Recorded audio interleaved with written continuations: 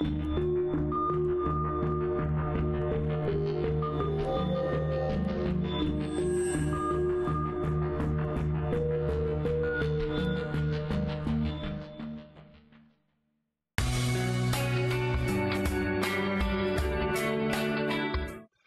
sommes toujours dans le premier chapitre de ces vidéos et je vous invite à faire une pause dans le processus d'installation et à prendre une minute pour vous familiariser avec l'interface utilisateur, c'est-à-dire les écrans et la barre d'outils. La barre d'outils est située en bas de l'écran d'accueil uniquement. Elle regroupe quelques fonctions utiles qui deviennent ainsi simples d'accès. En passant la souris sur chaque icône, une bulle vous indique la fonction associée. Les 4 boutons de la fenêtre d'accueil vous permettent principalement d'ouvrir et de créer un dossier. Une fois un dossier ouvert, vous disposez de 2 onglets qui regroupent les fonctions essentielles sous forme de boutons. Le premier onglet vous permet de gérer les informations administratives du dossier. Le second onglet est le plus important car il regroupe les fonctions liées au document unique. Définition des unités de travail, saisie des risques et actions, édition du DU et de son diaporama associé.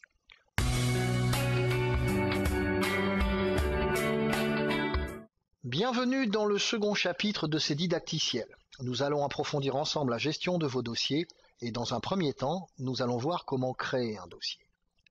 Utilisez le menu Fichier ou cliquez sur le bouton Ajouter un dossier de la page d'accueil. Vous disposez de 5 options. La plus classique est de créer un dossier basé sur un métier choisi dans la liste de droite.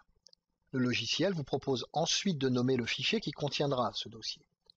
Nous vous recommandons de choisir un nom parlant permettant d'identifier facilement le dossier.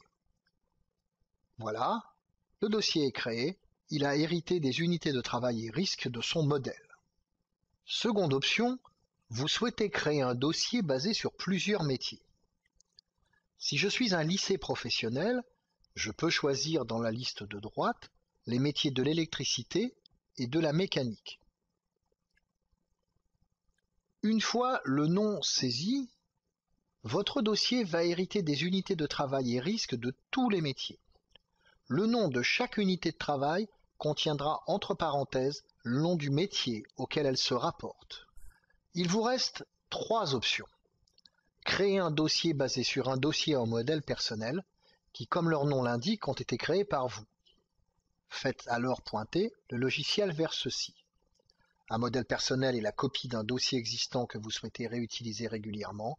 Créer un dossier à partir d'un autre dossier revient à dupliquer celui-ci. Enfin, vous pouvez bien entendu créer un dossier vide.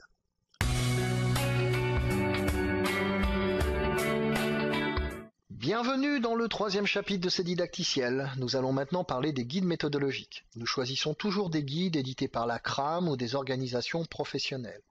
Pour chaque modèle prédéfini, vous disposez ainsi du ou des guides que nous avons utilisés. Cliquez sur le bouton Guide méthodologique de l'onglet Saisir les informations du dossier.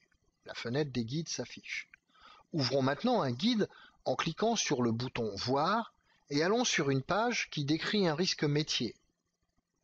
Voici un risque classiquement rencontré dans une boulangerie, la chute de plain-pied. Vous pouvez également ajouter votre propre guide à l'aide du bouton Associer. Vous noterez enfin que cette fenêtre possède des liens vers la bibliothèque de documents et l'outil Code à code.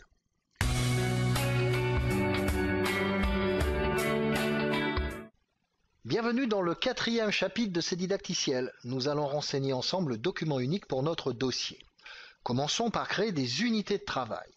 Derrière ce mot se cache une notion de sous-ensemble qui permet de regrouper des situations de travail qui recouvrent des risques similaires, de même nature et de même gravité, qu'il est pertinent d'analyser globalement.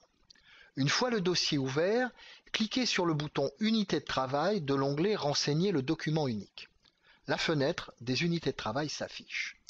Le logiciel gère une arborescence sur 3 niveaux, le dossier qui contient des bâtiments ou services qui contiennent des unités de travail. Dans cet exemple, le dossier contient 2 bâtiments dédiés l'un à l'enseignement de l'électricité, l'autre à l'enseignement de la mécanique. Chacun de ces bâtiments contient plusieurs unités de travail. Si vous ne définissez aucune unité de travail, un message d'information s'affiche et vous ne pourrez pas procéder à la saisie des risques. Pour illustrer cette arborescence, nous allons utiliser un dossier vide et créer de toutes pièces l'organisation de l'entreprise. Voilà, le dossier a été créé avec un bâtiment vide et vous noterez le message d'information en bas de l'écran. Pour ajouter un bâtiment, cliquez à la tête de l'arbre, puis utilisez le bouton Ajouter BAT. Donnez un nom à l'élément nouvellement créé. Pour ajouter une unité de travail, cliquez sur le bâtiment auquel elle appartient, puis utilisez le bouton Ajouter UT. Donnez un nom à l'élément nouvellement créé. Je viens de créer successivement deux unités de travail appelées UT1 et UT2. Pour changer le nom de ces unités de travail, cliquez sur leur ligne dans l'arborescence, puis utilisez le bouton Renommer afin de saisir le nouveau nom. Dans cet exemple, UT2 devient Laboratoire, puis UT1 devient Boutique. Pour supprimer une unité de travail, cliquez sur sa ligne dans l'arborescence, puis utilisez le bouton Supprimer pour la faire disparaître. Je supprime ici une troisième unité de travail créée à tort. Enfin, les deux boutons flèche en haut et flèche en bas font monter et descendre les éléments dans la liste. Les deux boutons suivants permettent de déplacer ou de dupliquer une unité de travail dans un bâtiment. Dans cet exemple, je duplique le laboratoire dans le premier bâtiment.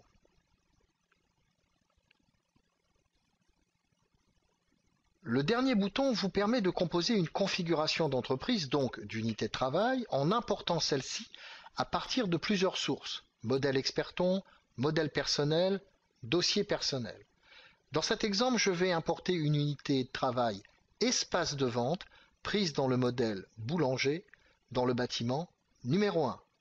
L'unité de travail est importée avec tous ses risques.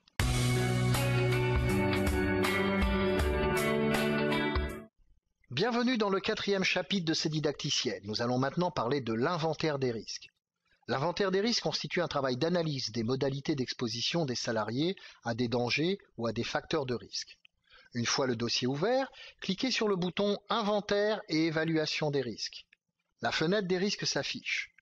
Comme votre dossier est basé sur un modèle, vous trouverez des risques pré-remplis dans les différentes unités de travail héritées du modèle.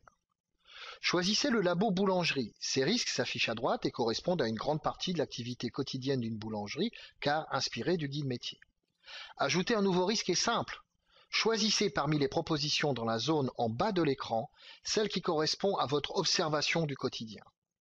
Ici, j'ajoute le risque éclairage qui correspond à une exploitation dans un labo plutôt sombre. Choisissez dans les définitions celles qui vous correspondent. Voilà, c'est fait. Le risque créé est surligné en rouge.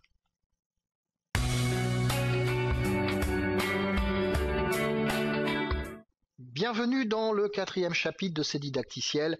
Nous allons maintenant parler de l'évaluation des risques. Elle consiste à quantifier les risques, cotations ou scores, de manière à déterminer leur importance. Cette évaluation permet de dégager les risques principaux en préalable à une hiérarchisation des actions à mener, ce qui facilite ensuite la définition d'un plan d'action. Passez à l'onglet suivant, Évaluer les risques, puis reprenez le labo boulangerie. Pour évaluer un risque, il faut cliquer sur sa colonne cotation, comme ici pour notre nouveau risque éclairage. La grille fréquence-gravité recommandée par la CRAM s'affiche. Choisissez un score en cliquant à l'intersection des axes qui correspond à l'historique de l'entreprise. Les risques cotés se reclassent automatiquement, les plus élevés figurent en tête. Pour faire face aux principaux risques, cliquez sur la colonne Actions préventives préconisées. Nous allons choisir une action préventive pour le risque éclairage. Nous décidons de remplacer les lampes défectueuses et celles qui sont trop faibles. Pierre est chargé de l'action. Celle-ci se terminera fin avril. Enfin, L'urgence de l'action est choisie dans la liste priorité. Par définition, les plus gros risques réclament des actions préventives rapides.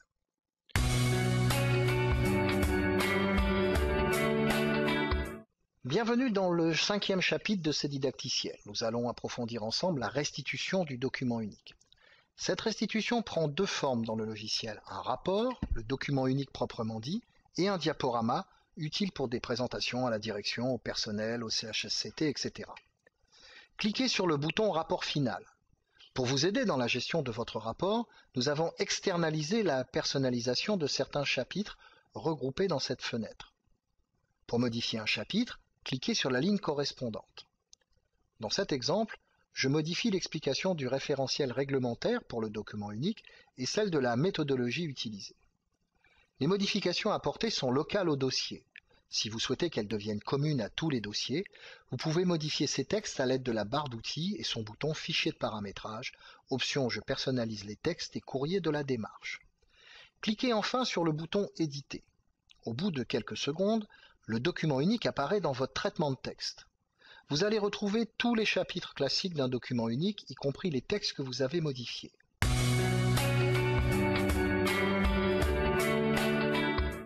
Bienvenue dans le 5e chapitre de ces didacticiels. Dans cette dernière vidéo, nous allons voir comment générer le diaporama associé au document unique. En fin de mission EVRP, un diaporama est très utile pour des présentations à la direction, au personnel, au CHSCT, etc. Une fois le dossier ouvert, cliquez sur le bouton Diaporama de l'onglet Renseigner le document unique et patientez dans l'attente de l'affichage du diaporama. La structure et la forme de ce diaporama sont locales à chaque dossier, mais vous pouvez aussi définir une structure commune pour tous vos dossiers, charte graphique, ordre des diapositives, couleurs, etc. Pour cela, vous utiliserez la barre d'outils et son bouton Fichier de paramétrage, option Je personnalise le diaporama et la charte graphique. Cette présentation revient sur la démarche EVRP et synthétise les principaux éléments du document unique. Liste des UT et principaux risques, principales actions à mener, statistiques, etc. Vous pouvez à tout moment modifier une diapositive en cliquant sur le bouton Conception graphique. L'éditeur de diapositives qui s'affiche vous permet de modifier ou supprimer les objets disponibles et d'en ajouter de nouveaux comme du texte ou des formes. Ici, j'ajoute une forme de type rectangle à la diapositive. Enfin, vous pouvez exporter le diaporama directement au format PowerPoint. Un fichier de type PPT est généré et l'application associée appelée. Vous pouvez encore apporter des améliorations à ce diaporama. Notez toutefois que les modifications apportées à ce fichier ne sont pas reprises dans le dossier.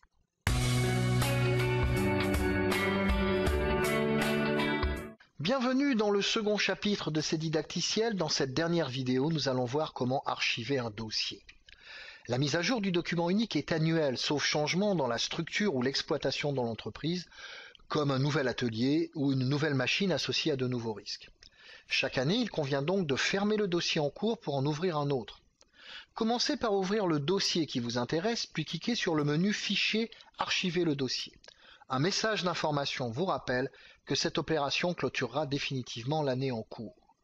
Le logiciel sauvegarde ensuite l'année courante dans un fichier dont il vous propose le nom qui contient notamment la date et heure d'archivage. Voilà, l'opération est terminée. Vous pouvez accéder au dossier archivé en cliquant sur le bouton « Ouvrir un dossier archivé ». L'accès au dossier en cours se fait toujours par le bouton « Ouvrir un dossier ». Si vous ouvrez un dossier archivé comme je le fais ici, vous noterez qu'il affiche un petit cadenas, signe qu'il n'est plus modifiable.